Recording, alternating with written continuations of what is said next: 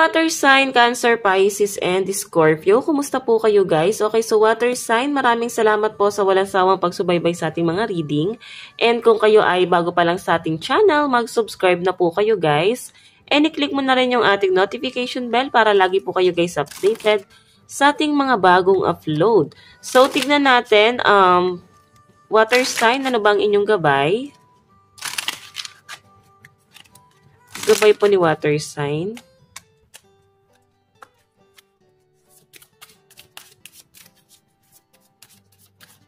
Okay, so water sign, meron tayong message of forgiveness.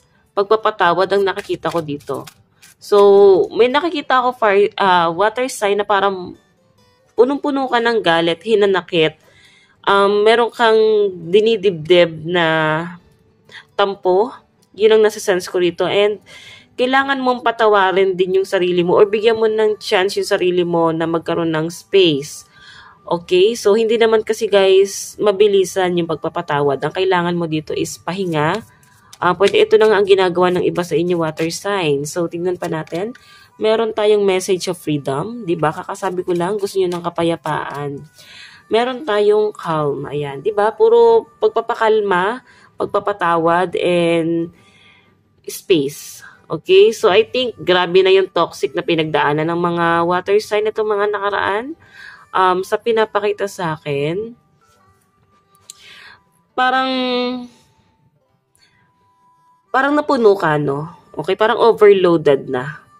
Water sign, yun ang nasa-sense ko sa inyo. And kailangan mo mag-release ng stress. So, ngayong araw, guys, mabibigyan ka ng time na mag-relax. Mabibigyan ka ng time na mahalin mo muna yung sarili mo or mag-relax, mag-unwind kasama yung taong mahal mo. So, na-distract ako sa mga star. Kumukuti-kutitap siya guys sa cellphone. Pero pag nilapit mo, wala naman. Meron din. Ayan guys. So I think, water sign na to. Okay? Na huwag kang mag-waste ng time and huwag ka gano'ng mag-invest ng emotion sa nonsense or huwag ka mag-aksaya gano'n ng time sa alam mong hindi ka mag-grow, walang mangyayari. Pwedeng napapaisip na kayo niyan, water sign. Okay, na parang ano pa patutunguhan. Okay, so ngayon magkakaroon ka ng kapayapaan na makapag-isip, makapagplano sa pinapakita sa akin dito, guys. Okay, so tignan pa natin, ayusin lang natin to guys. Ayan, so water sign, ang lucky number mo is 40, 38, and 7.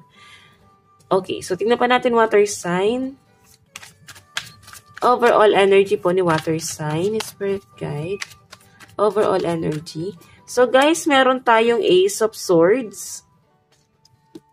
Meron tayong Page of Cups and King of Swords. Puro realization yung nasa-sense ko sa inyo guys. Plano. So I think ayaw mo lang ng ganong nape-pressure or binibigyan ka ng parang pinangungunahan ka. Kasi alam mo yung gagawin mo water sign sa pinapakita sa akin and hindi ka, kahit magbigay nga ng opinion sa pinapakita sa akin. Yes, okay lang magbigay ng opinion. Medyo matigas yung ulo na nakikita ko sa inyo guys, no? Medyo bossy sa nasa-sense ko rito. So, walang masama water sign na makinig. Para din naman sa inyo yon. Pero sa nakikita ko sa inyo guys, yung personality mo, ayaw mo ng pangungunahan ka, bibigyan ka ng okay lang mag-advise, pero ayaw mo ng pakikialaman ka kasi alam mo yung gagawin mo. Okay? Sabihin na natin yes, sabihin na natin tama rin naman sila, may point sila. Okay? Pero sa nakikita ko sa inyo guys, alam mo yung gagawin mo Okay? Parang chill lang kayo dyan. Gagawin mo rin yon pero ayaw mo kasi ng pressure, okay? Puro ending nga kasi yung nakikita ko sa inyo guys. And Page of Cups, medyo immature yung energy water sign. So, I think, may pagka-immature pa yung iba sa inyo. So, I think, parang kailangan mo rin makinig, okay? Medyo nagiging matigas ang ulo at immature nga guys. Okay? So, kaya nga siguro may forgiveness dito. Sino ba yung kailangan mong patawarin na at pabayaan na?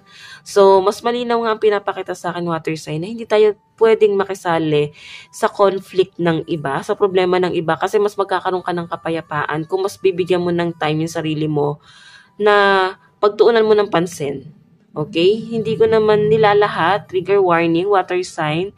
Pero mostly, water sign sa nasa-sense ko sa inyo, yun yung energy. So, huwag na tayo guys manghimasok sa problema ng iba kasi may nakikita akong nahihirapan ka na nga sa sarili mo. Oh. Nahihirapan ka na nga sa problema mo.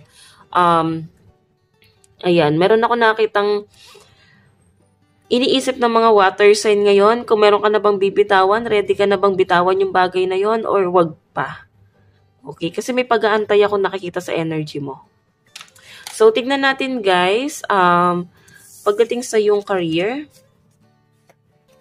kung sino man itong inaantay mo, pwedeng sitwasyon, pwedeng magpapabago ng buhay mo, or pwedeng may mga bagay kapag hindi mo kayang bitawan ngayon, hindi pa kayang iwan ngayon, or pwedeng meron kang mga nai-imagine ngayon water sign na, what if mawala to, iwan ko to, iwan ako nito.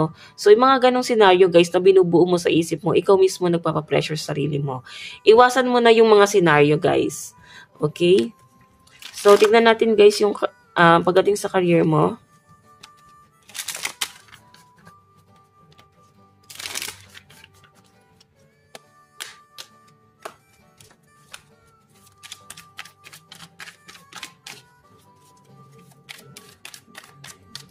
So guys, meron tayong generosity, meron tayong take up space and legacy. So iba sa inyo guys, maaaring kawang-gawa na ngayong ginagawa mo pagdating sa career mo. Yung tipong kahit walang bayad, parang charity na lang yun ang nangyayari guys. Okay, iba sa inyo guys, nagpapakapagod, wala talaga kayong day off, tuloy-tuloy yung pagtatrabaho, and nakikita ko na kailangan mong maghanap buhay kasi marami ka ring tinutulungan sa pinapakita sa akin. Water sign, no? Legacy, may nakikita akong mga pagtatalo or pag-aagawan sa pwesto. Pwedeng sa trabaho mo medyo pressure kasi may mga kasama kang bida-bida. Pwedeng may paglipat ka ng company. Pwedeng ta-transfer ka sa iba, ta-transship. Kung ikaw ay sa cruise ship nagtatrabaho. Siguro guys, nag-a-adjust ka or pwedeng hindi ka pa ready do sa transformation na yon or pagbabago pagdating sa career. Kasi nakikita mo na baka bagong na naman to guys, no? Bagong, parang sa pag-a-apply guys, diba, hindi ka pa sasahod ng 1 buwan or 2 months pa nga yung iba kasi nagpopondo pa. So, I think, yun yung pwedeng mangyari guys. Okay? Pero worth it naman kasi malaki naman din yung sasahurin. Pero yun nga guys, tiis lang talaga ng mga ilang buwan sa pagpupondo. Okay? So, tingnan natin guys, pagdating naman sa inyong love life.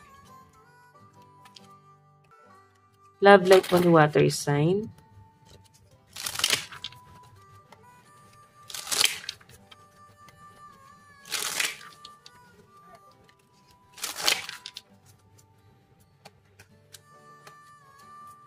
So guys, meron tayong the moon, 7 of clouds, and 2 of gems. Okay. So guys, pagdating sa love life mo, mas focus ka sa career mo eh. Nandun ka sa point na mas pinapagana mo yung logic mo. Okay, yung pagiging wais ng mga water sign. So, nagiging mas madiskarte kayo guys sa pinapakita sa akin dito. And may nakikita ko rito guys na hindi sa nagiging mataas yung standard. Pwedeng yun na lang talaga yung nagiging definition mo dahil sa dami ng failure mo pagdating sa relationship. Pwedeng marami ka ng nakarelasyon and lahat sila guys parang iniwan ka lang, sinaktan ka lang, tapos parang sinira ka pa. So sa nakikita ko sa inyo guys, mas pinapagana mo na lang yung isip mo, talino, and mas nagiging wise ka pagdating sa relationship. Okay? So, nakikita ko naman guys, parehas kayo ng person mo na wais pagdating sa pera. And, kailangan nyo lang talaga dito guys is tulungan. Yun yung wala kayo. Yung give and take. Okay? Walang pag-uusap. Hindi na pag-uusapan. Puro galit yung nakikita ko guys. Ayan. So, tingnan pa natin guys ang inyong advice.